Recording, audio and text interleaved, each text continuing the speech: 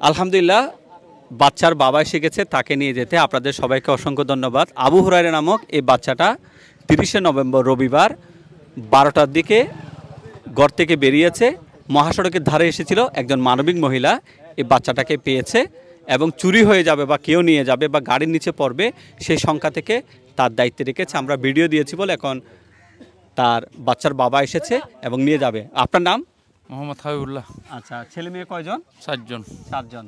এটা সবার ছোট না? সবার ছোট। বাচ্চা কি হয়েছে, কিভাবে ঘর থেকে বেরিয়ে গেছে? বাচ্চা খেলতে বাইরে বাড়ছে, নিচের থেকে রাস্তায় উঠে গেছে, হয়তো গাড়ির পিছনে বা কোনো বাচ্চার সাথে ঈদগার এখানে চলে আসছে। বাচ্চা হারিয়ে কেমন লেগেছে? লেগেছে তো এটা বলার মাথায় আসমান ভাঙে পড়ছে, এটা তো আমার জওয়ান বন্ধ হয়ে গেছে এই অবস্থা। আপনি কি করেন?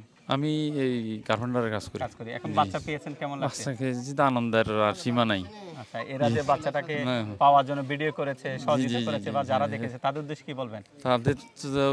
তাদেরকে তো ধন্যবাদ দেওয়ার আমার ভাষা নাই, যে বাচ্চাকে একটু খেয়াল রাখতে হবে, তাই না? একটু খেয়াল রাখতে হবে। তাদেরকে ধন্যবাদ যারা আমার এই বাচ্চার ইয়া করছে। আচ্ছা, ছোট ভাই, বাচ্চাটা এখন বাবা ফিরে পেয়েছে, পরিবার ফিরে পেয়েছে, কেমন লাগছে? আলহামদুলিল্লাহ, ভালো লাগতেছে যে বাচ্চাটা অভিভাবকের কাছে ফিরে গিয়েছেন।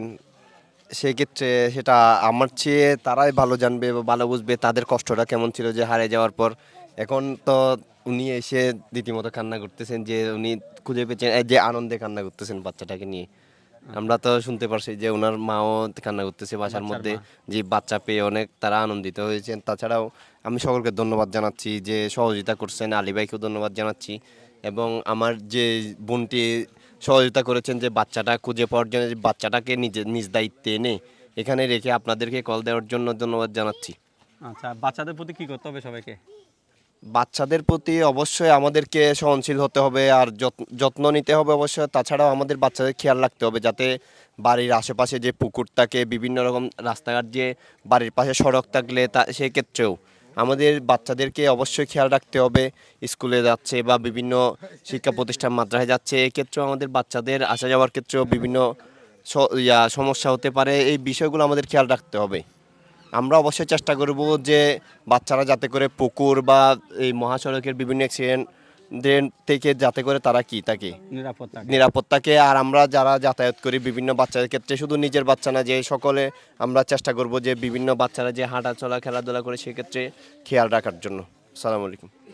প্রিয় দর্শক, এই ভিডিও দেখে দয়া করে কেউ বাচ্চার বাবা বা মাকে গালমন্দ করবেন না। এই কারণে করবেন না, মহাসড়কের পাশেই বাড়ি আর 4টা বাচ্চা আছে, অবশ্যই মাকে অনেক কাজ করতে হয়। সারা দিন তো আর বাচ্চাকে নিয়ে কোলে বসে থাকতে পারবে না। হয়তো অগোছরে ঘর থেকে বেরিয়েছে, সাথে সাথে ওনারা অনেক জায়গায় খুঁজেছে এবং ওই বোনও কিন্তু চেষ্টা করেছে। উপায়ান্তর না দেখে বাচ্চা চুরি হয়ে যেতে পারে বা কেউ নিয়ে যাবে, সেই সংখ্যা থেকে আমাদের দ্বারস্থ হয়েছে। আমরা ভিডিও করেছি।